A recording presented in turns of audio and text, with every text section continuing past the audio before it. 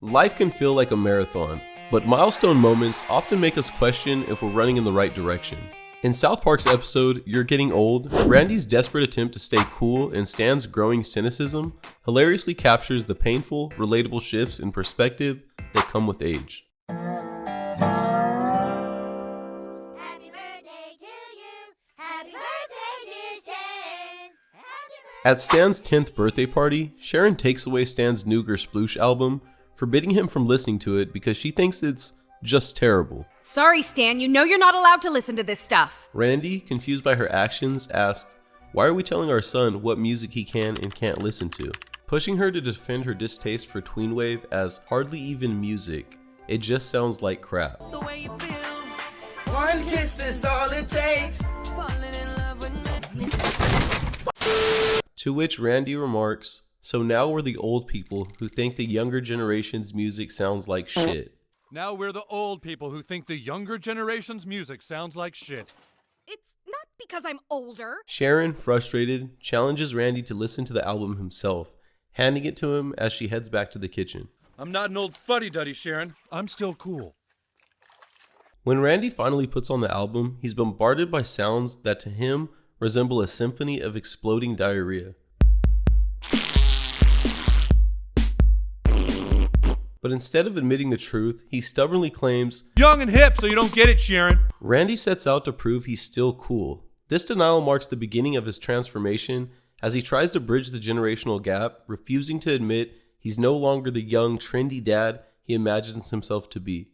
From here, Randy's need to fit in escalates to full-on obsession, leading to a humiliating attempt at a musical comeback as Steamy Ray Vaughan at the local bowling alley. Hey, everybody. Want to thank you all for coming tonight. My name's Steamy Ray Vaughan, and here's a little bit of Rattlesnake.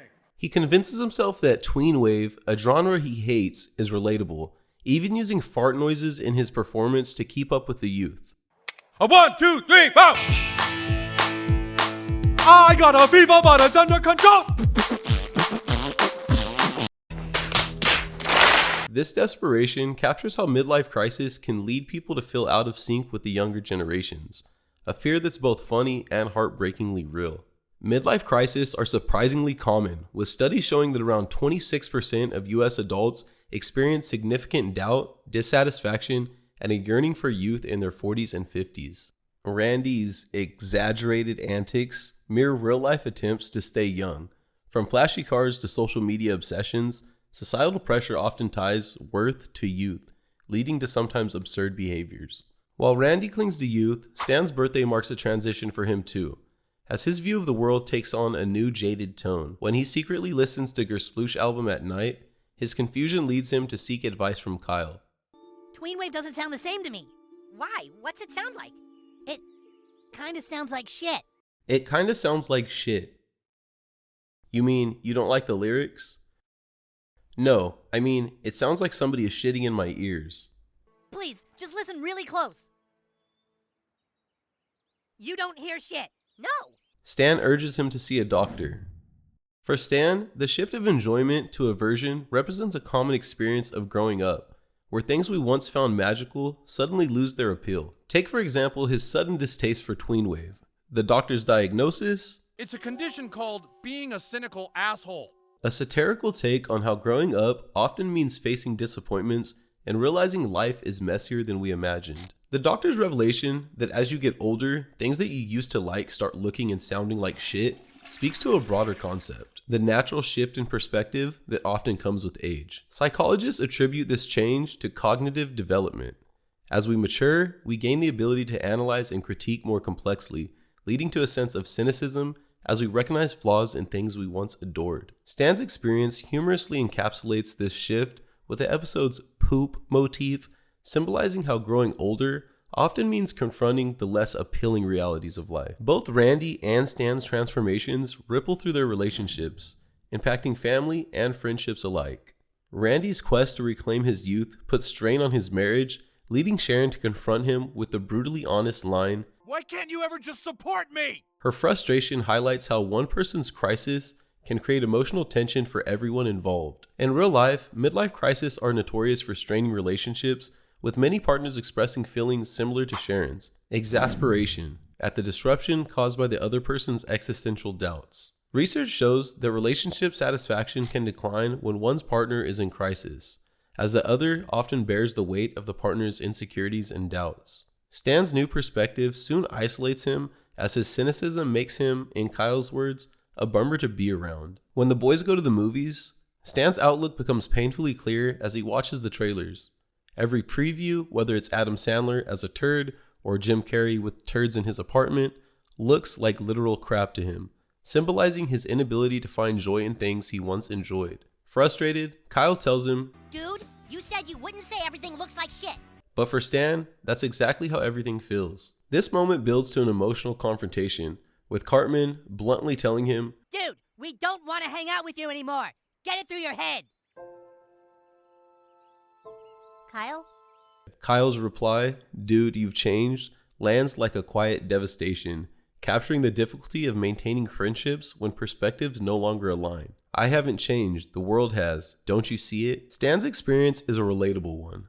Childhood friends often drift apart as interests and outlooks shift, and this scene poignantly illustrates the pain of realizing those shifts can mean losing people you care about. Studies reveal that adolescence is one of the most pivotal times for social development, but it's also when people first start to experience shifts in friendships due to diverging interests or attitudes. Stan's gradual isolation reflects how these changes can sometimes make people feel alone, even in a room full of friends. The episode's exploration of generational disconnect between Randy and Stan offers valuable insights. Randy's attempt to relate to Tween Wave music is painful and absurd, as he grasps for anything that might link him to the younger generation. Meanwhile, Stan's view of the world has become more like Randy's, mirroring his father's dissatisfaction and skepticism. This parallel highlights the trickle-down effect of one person's crisis, as children often internalize the attitudes and beliefs they observe in their parents. Psychologists have found that paternal behaviors greatly influence children's emotional development, with pessimism and negativity sometimes passing down through the generations. Sharon's blunt assessment of Randy's actions forced him to face his own unhappiness, exposing how his quest for youth isn't just about coolness, but a deep fear of aging. Randy's arc sheds light on the way social pressures around age and relevance can push people to their breaking point. In a culture that celebrates youth and often sidelines older generations, Randy's crisis is not just about his own insecurities, it's a reflection on how difficult it is for anyone to age naturally without feeling left behind. During the closing montage, we see the Marsh family adjust to their new reality. Sharon and Randy are getting a divorce. Sharon packs her things, Randy drives away, and Stan sits alone contemplating the upheaval around him. Rather than neatly wrapping up the story, South Park leaves Randy and Stan's crisis unresolved, capturing the complexity and uncertainty of change. This choice mirrors real life, where personal growth and acceptance often doesn't come with clear answers. Instead, it requires time, reflection, and often discomfort. In the end, South Park seems to suggest that part of growing older involves learning to accept what we can't change. You're Getting Old explores the common fear of becoming uncool or irrelevant and suggests that the biggest struggle isn't getting older, but refusing to grow up. Randy's realization that he's stuck in a cycle of overreactions is both funny and painfully familiar, highlighting how easy it is to fall into habits that don't actually make us happy. South Park's genius lies in the ability to make Randy's actions feel both ridiculous and real. By laughing at Randy's journey, viewers are invited to look at their own insecurities and confront the fact that aging isn't the problem. It's resisting the natural process that causes so much pain. Sometimes the best way to handle a midlife crisis is by embracing it, rather than fighting against the inevitable changes. This message is especially powerful in a world that often glorifies stability and certainty. Studies show that accepting change positively impacts mental health, as adaptability is linked to resilience and greater life satisfaction. South Park doesn't argue for holding on to youth or obsessively chasing relevance. Instead, it suggests that the real growth lies in embracing the ebb and flow of life, finding peace in the unknown, and trusting that every new chapter has its own unique joys. Randy's absurd yet relatable antics and Stan's heartbreaking disillusionment, the episode reminds us that the real cool is found in evolving with grace, learning from each experience, and laughing along the way. South Park argues it isn't about clinging to what once was, but about accepting who we are and finding joy in who we're becoming. If you like the episode, don't forget to like and subscribe, and we'll see you on the next one.